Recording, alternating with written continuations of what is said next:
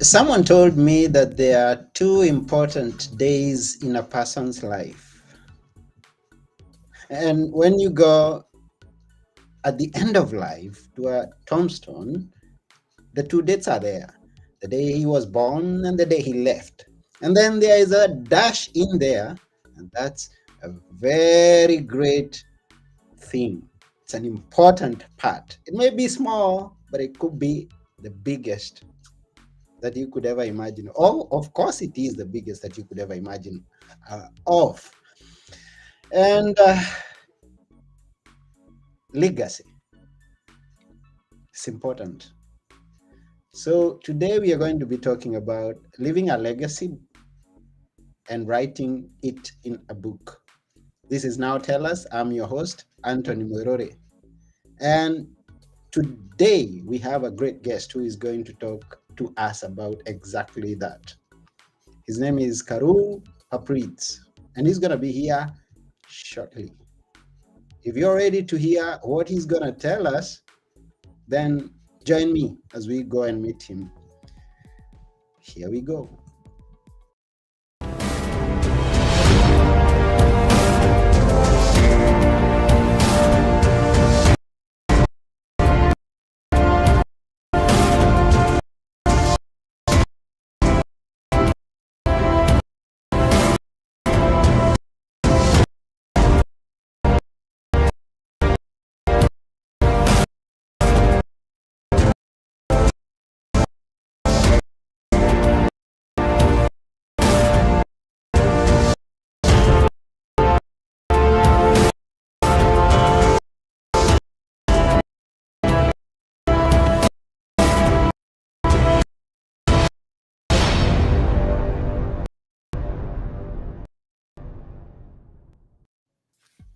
Hello, Carew.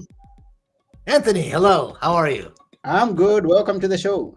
Thank you. So pleasure to be here. I've always wanted to go like this and shake one's hand and put it through the computer screen, but there we go. That's a first. Okay. Yeah, there's always a first, and this There's is always a unique. first. And I'm pleased to meet you, and I'm excited to hear what you're going to tell us today on the show. You got it. Yeah, can we know where you are right now?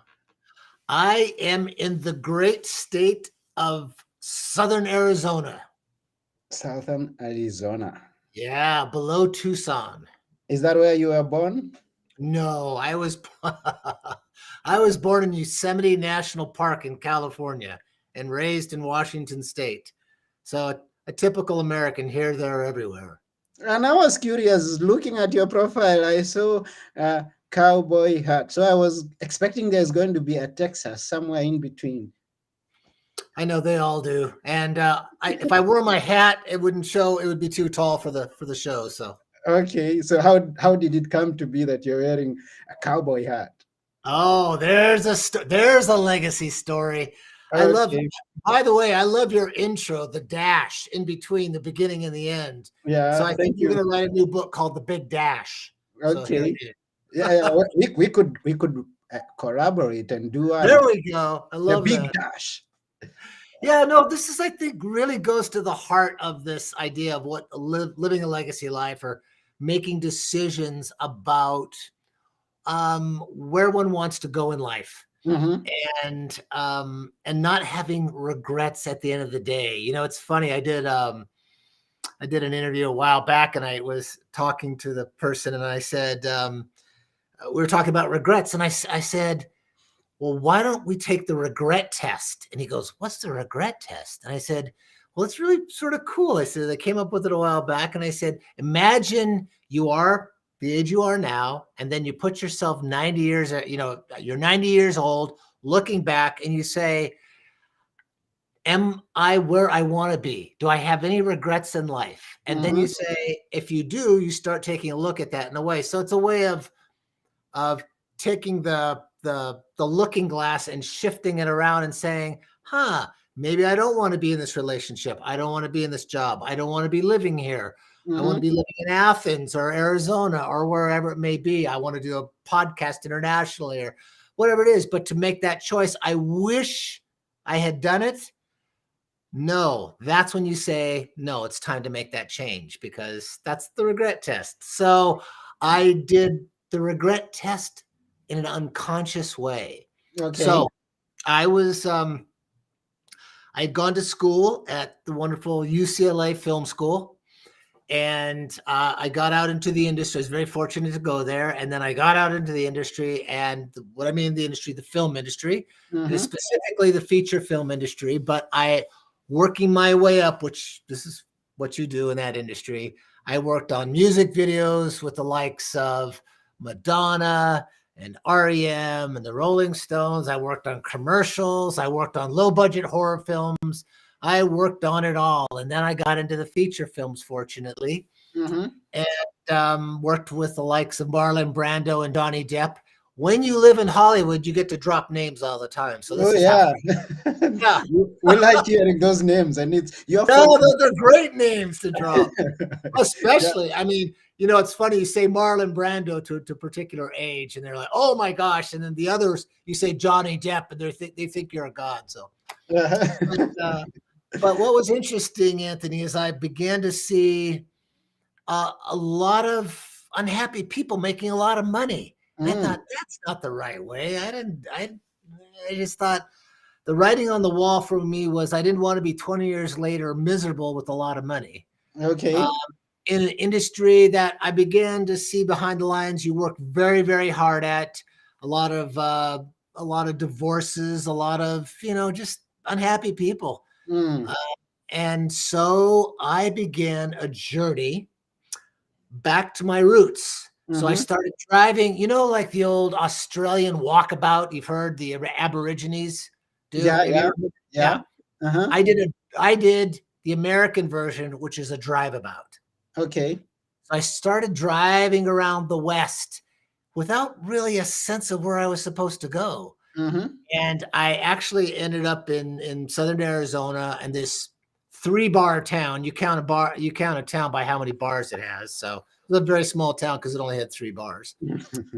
And I needed some work, and I asked, and they said, here's a fencing job, putting a barbed wire fence. Do you know how to do it? And I said, yeah, I've been around ranches. My granddad had a small ranch when I was growing up. Mm-hmm. So Uh-huh. fortunately, I had a bit of, that was a little bit in the blood.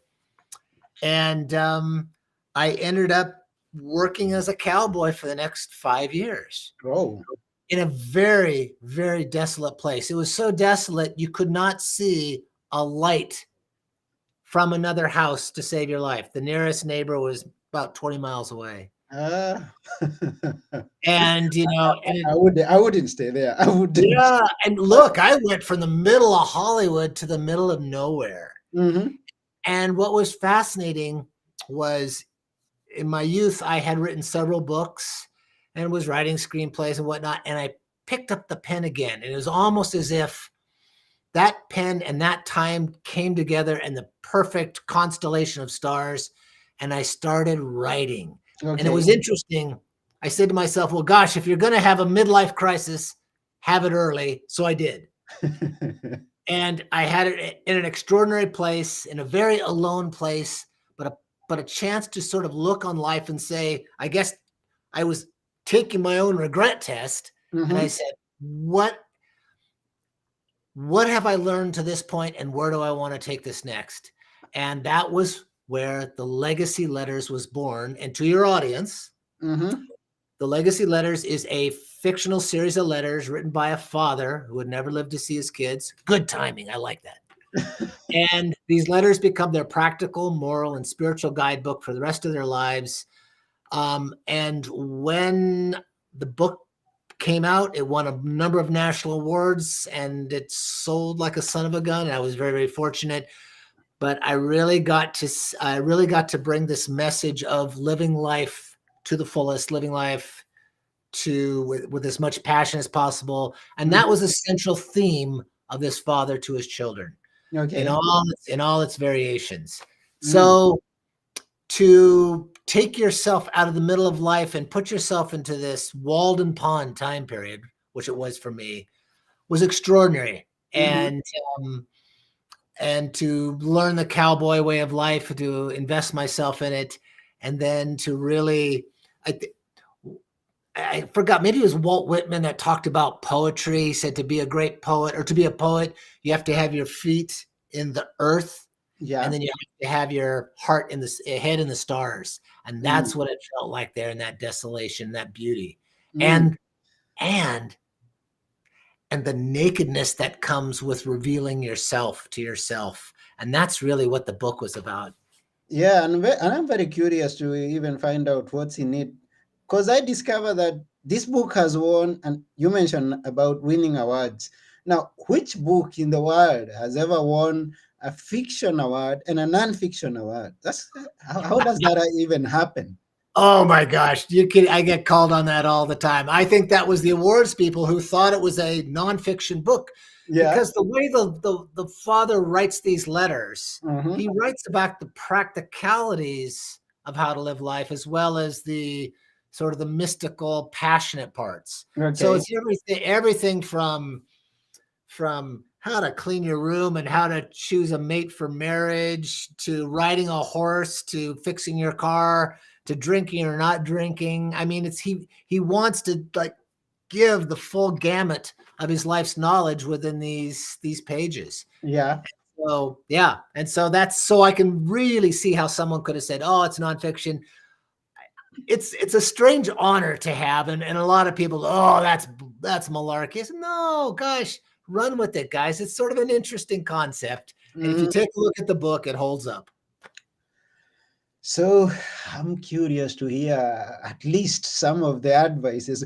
At Now Tell Us, we love hearing advices. We love hearing stories. So Yeah. pick us one and let us hear about Oh, really? Oh, gosh. Oh, you did that on purpose. You set me up. Okay, here we go. it. Okay. Let's Okay. get to hear it. Oh, this is a fun one. This is okay. So this little letter's entitled "Your Pappy's Love of Books and All Appearances of the Mother Tongue." Mm, So he calls them little ones because he doesn't know their name. That's okay. sort of the sad, poignant part. So he says, "I am doomed to read books. If you haven't already figured it out, your paw can't leave well enough alone, having to have my own last words on books. What a fine shake the gods have given you here, to be born into a family of readers, to be amongst people who believe that to be alive, one must constantly keep learning, both through the working of one's hands and one's mind. I can remember quite a few afternoons pounding the fence line far from headquarters, and somewhere in the late and lazy afternoon, scouting out a nice aspen or Doug fir chair back and catching a book break. And then I'll go, why read, little ones? To think and to learn about who, what, and why we are. Books are written by map makers who endlessly illuminate, chart, and create the mind maps and soul maps and heart maps that we so need to help make sense of ourselves and our world.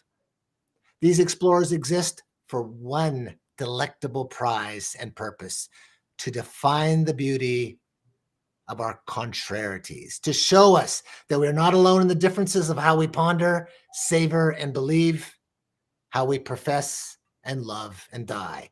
Somehow, in as many ways as these map makers individually perceive planets and earthworms, volcanoes and seashells, glaciers and dandelions, they eventually bring us to ourselves.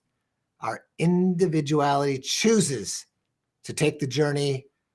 Our imagination chooses how we interpret these maps. And all these maps lead us to the pirate's treasure. And that treasure is ourselves. Yeah. That treasure is ourselves. The treasure is ourselves. Now, talking about reading, and you focus on the young ones, and that's very wonderful. We appreciate your reading. Now, it turned out to be a great passion of you, and you've been going here and there and advocating the for that for the youth to read. Now, Yes. is it something that was there before you wrote the book, or is it something that came after you read exactly what you've just read to us now?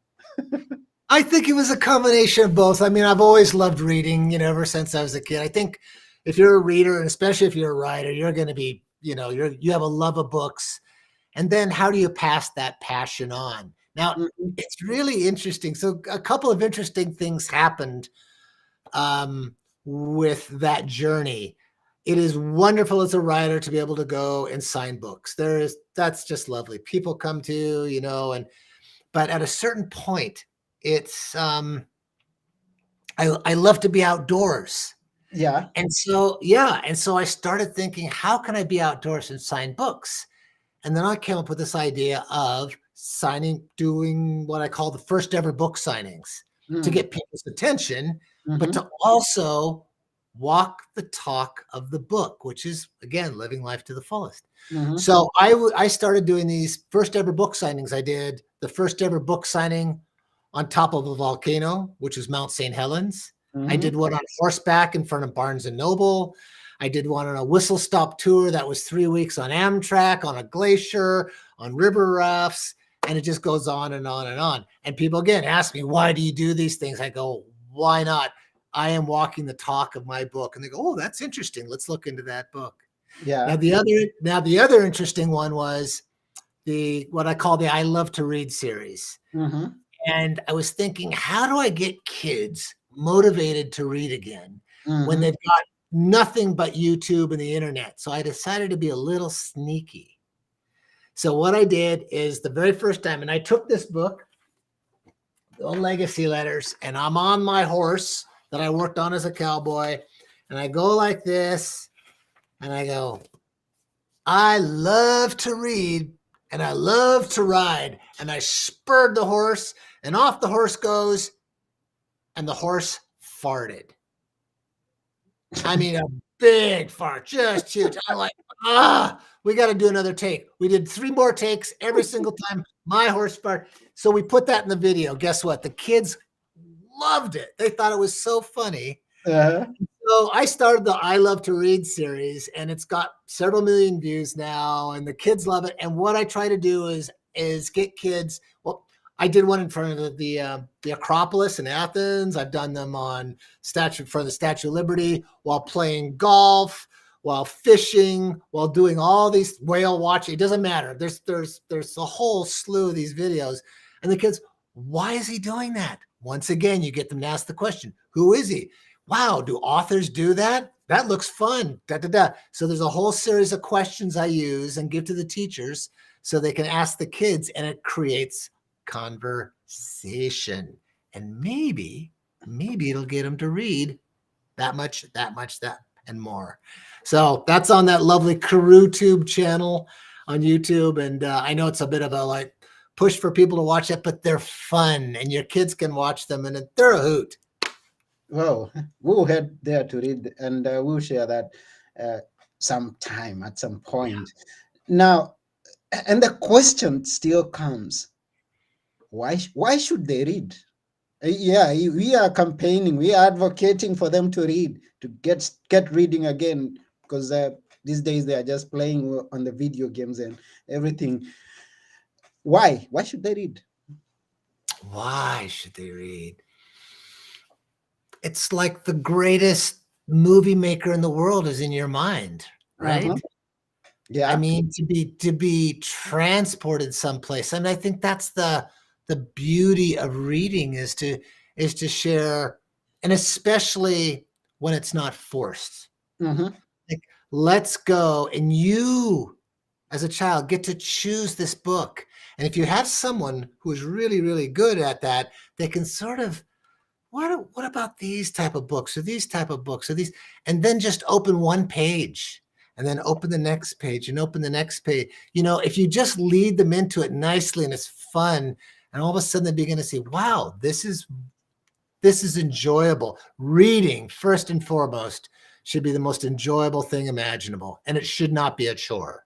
So I think if kids come into that and we can give them that love of reading, oh gosh, look at the world that you open up. I mean, an entire world and worlds, and how intimate those worlds are and how much they mean. I mean, look at what book what book in your life could you point to that was the most inspirational book imaginable? Was there one or was there several or Maybe several.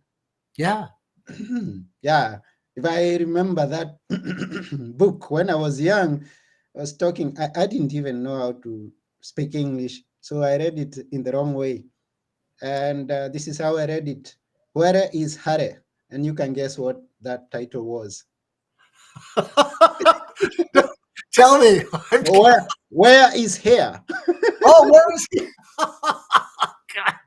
Oh my God, Anthony, I that's was I was this small, and I yeah, was just starting to read, and that's how yeah. I could read it. Where is Hare? And Oh I my, still remember it. oh my gosh, that's I still hilarious. remember it Yeah. until this age. But then coming to the point of encouraging the young ones to read, and especially the youth, it reminds me of when I was actually finishing primary school, or maybe early on in high school, and I got to read one book that literally changed the whole concept of how I viewed life, and up to this day, it still influences me.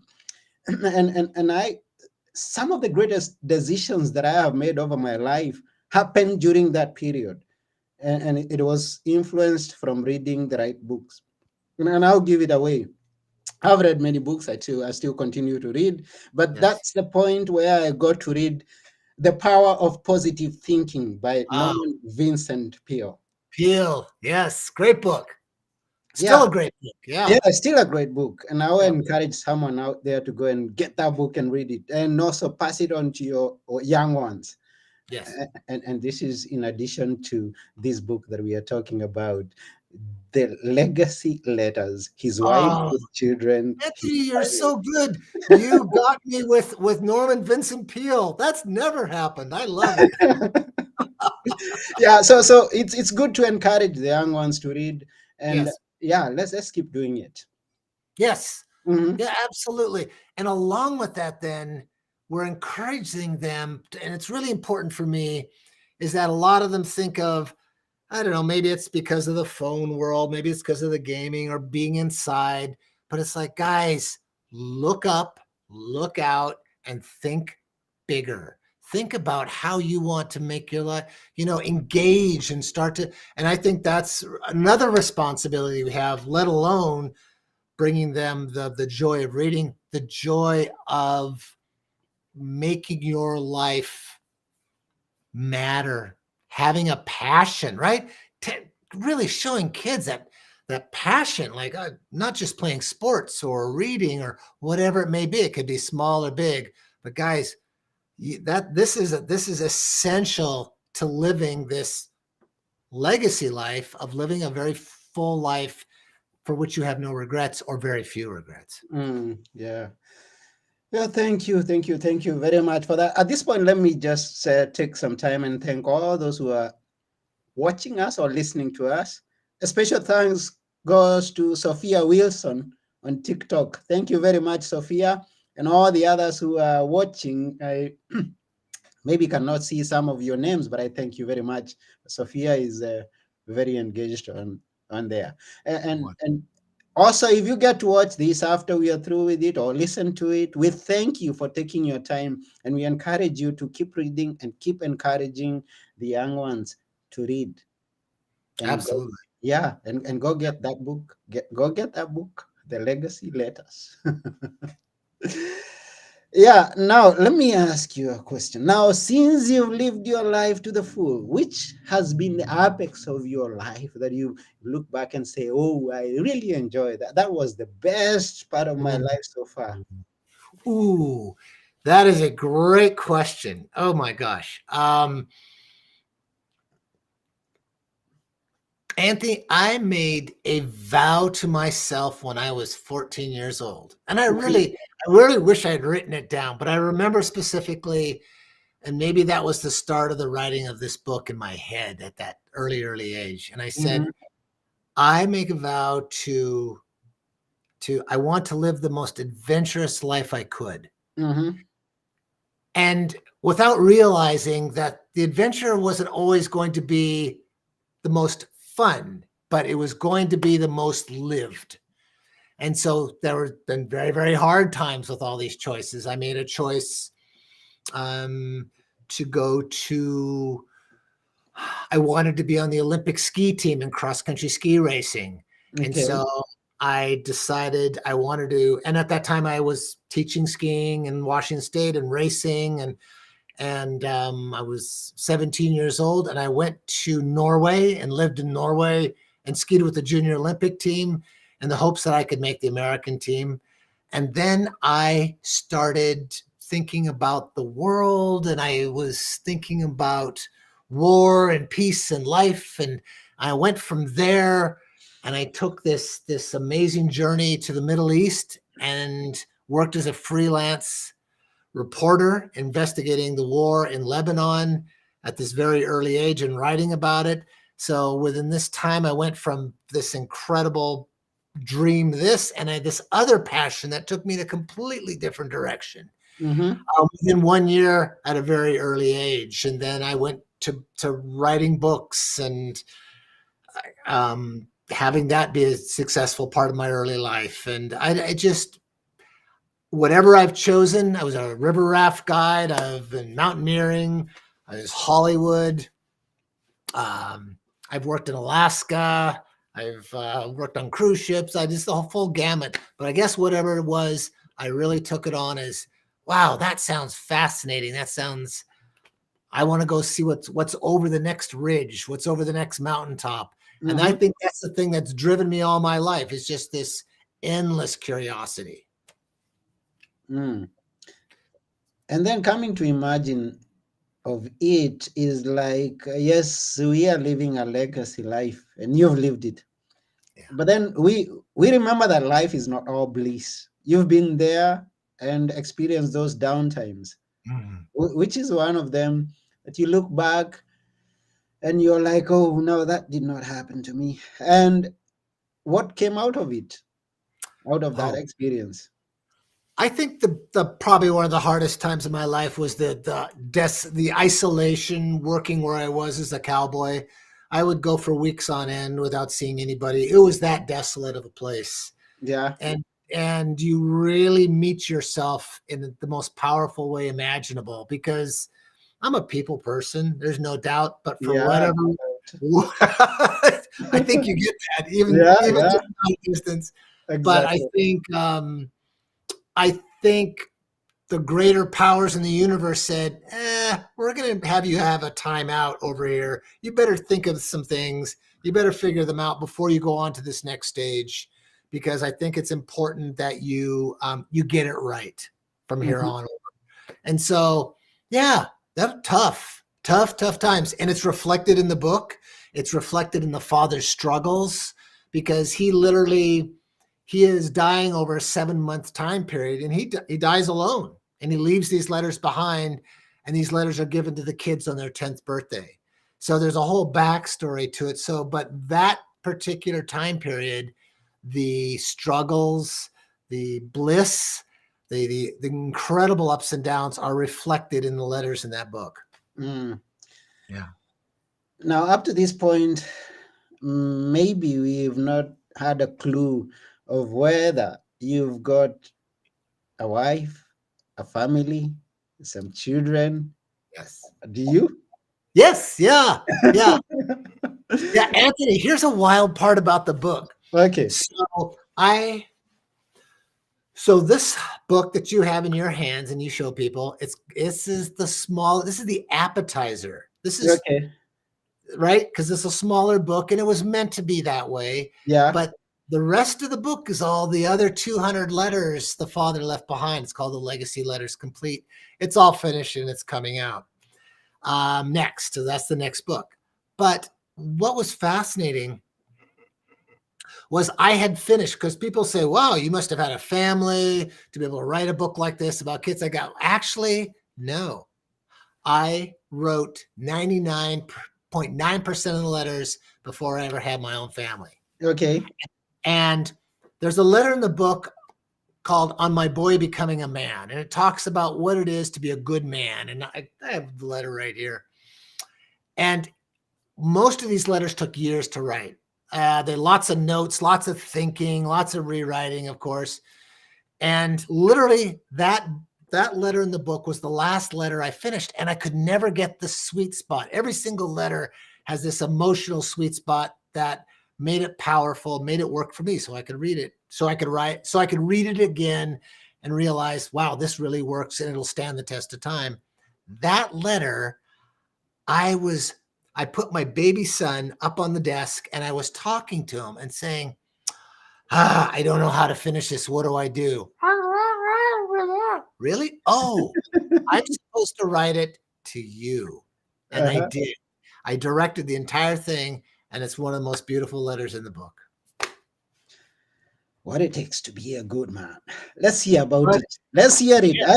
I want to hear it. I want to hear it. Gosh. Oh, you're so good. Okay. All right. Let's dive in. Let's see. That wasn't a sentence. I might have to find it here. Let me see real quick. Take your time. Take your time. Take my time. It takes time to be a good man. You're gonna. Oh, I think you're gonna. This is actually one of my favorites. Okay. All right, here I found it. Let's get it. And what type of man should you be, my son? A good man. Above all else, strive to be a good man. A good man in your papa's book is a great man, one who constantly strives to be the best of men, to himself and to others, because the world can never have enough good men. And what makes a good man, my son? A good man is being fair in both your words and your actions. When you admit being wrong and then right that wrong. A good man knows when he's been humbled and he learns from his humility. Being a good man means to speak with certainty being a good man means to speak with sincerity and love with certainty. A good man will try to act wisely by thinking first and then acting. A good man tells the truth. A good man lives for the joy in life and the happiness of being alive, not shackled to the wants of the future or the regrets of the past. A good man defends those that cannot defend themselves.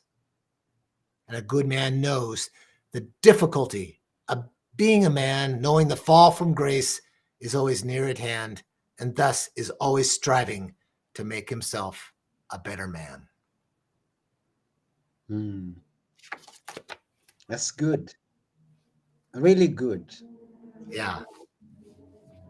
Feature films, Hollywood, and then comes the question: any radio somewhere in between? Because of your voice, you have a good voice. So no radio, no radio. Just being dramatic. Yeah, you still got the time. You still you still can do it. Thank you. Yeah, and we love that. This is a wonderful thing.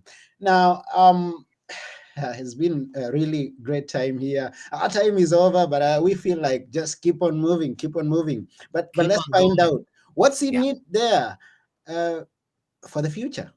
What's in the making? What's in the mix now? Oh, I've got to tell your audience real quick about National Thank You Letter Day. Oh yeah, please. Yeah. It's so cool because it's all about gratitude and kindness and manners. It's a day I started about 6 years ago, and to start it, we kicked it off in a big way. We created at our local elementary school the world's largest handwritten thank you letter, the size of a basketball gym. Wow. Yeah.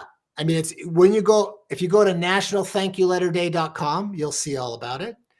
And the running joke is, what do you do with the world's largest handwritten thank you letter? You have to send it. Next year, we sent it through the mail with the world's largest envelope and stamp. The post office stamped it. It's official. And we got a Guinness World Record for it. And we were just on the Kelly Clarkson show the other day. She wanted to see it, and it was really cool. But it's really great bringing back the love of writing a thank you letter and what that means and teaching kids about that. So as one kid said to me, "Hey, Mr. Papritz, what are we doing next? Are we going to make the world's biggest mailbox?" And I thought, let's see, maybe. I don't know.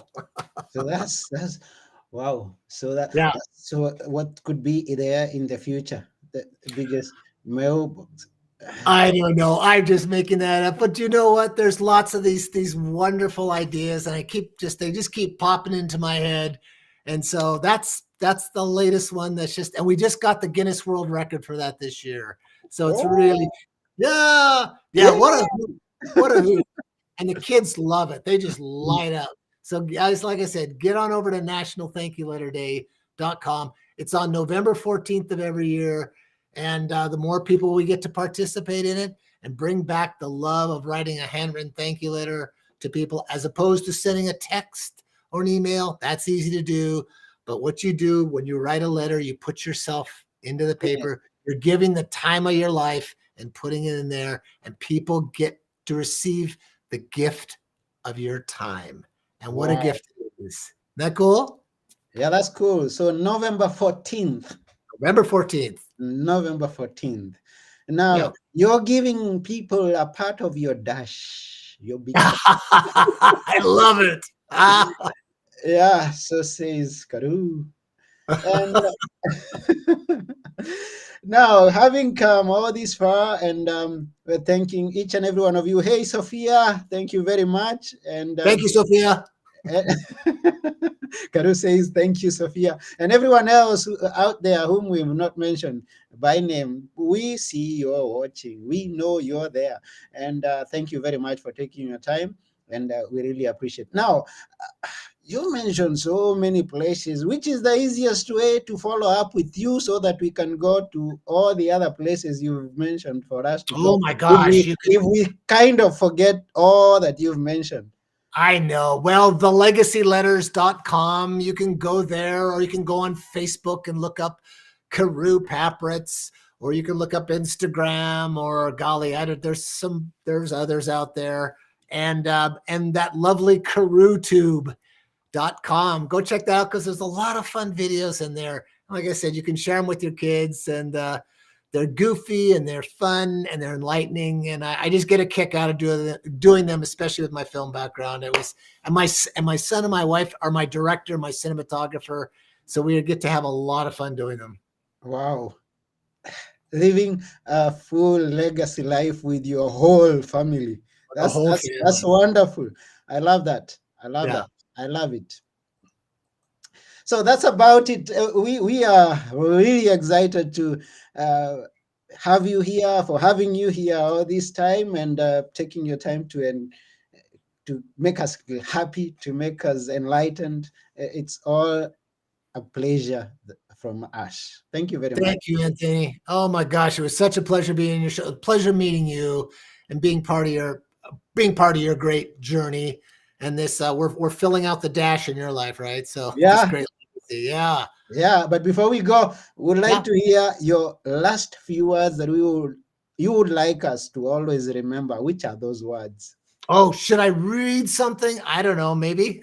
What do you think? If those are the best words that we should remember, why not? Oh my gosh, why not? This is how it works in the author world. Okay. All right. Let's get a piece of this. And as you are reading there, Sophia says it's such an honor to have had you here, and she really appreciates. She's been here. Gosh, it's so nice. She says she's not gonna do anything until she hears all that you have to say, because this is Now Tell Us. That's lovely. I like to hear that. All right. Yeah. This is like, and this is one of the last letters in this book. It's called Dream Like Your Old Man. Dreams are about anticipation. Dreams are about hope. When you're a kid, you need to trust your dreaming. It's not about asking for the moon. It's about going to the moon, about choosing to explode into possibility. It's about you're chewing every night and every day on a piece of the future. Dreams are about tilting your head up toward the desert sky where stars are dazzling and hot and white, and the autumn is snapping cold on the nape of your neck. Dreams are about the Milky Way mantling across the universe like some saucy necktie, all temptation and God and wonder rolled into one. And as you look up, you think you're the first person ever to notice how magnificent the heavens really are. And you dream as a pioneer dreams of stout homes and greener valleys. This is how your old man looks at the world. This is how I dream. Wow. Dreams. Dreams. This is how we dream. So this is a reminder from Carew to go on dreaming. Dream. Go on dreaming. And I'm Anthony, and being your host here at Now Tell Us, I ask you to go and achieve your dream. Achieve your dream. There it is, right there. That's lovely. Great Yeah. segue. So this has been Now Tell Us. I've been your host, Anthony Muerore, and together with our great guest today, Carew Papritz, we are saying, live your legacy. Live your legacy. Thank Live you. your legacy. And bye for now. Absolutely. Yeah. Thank you. Bye. Bye bye.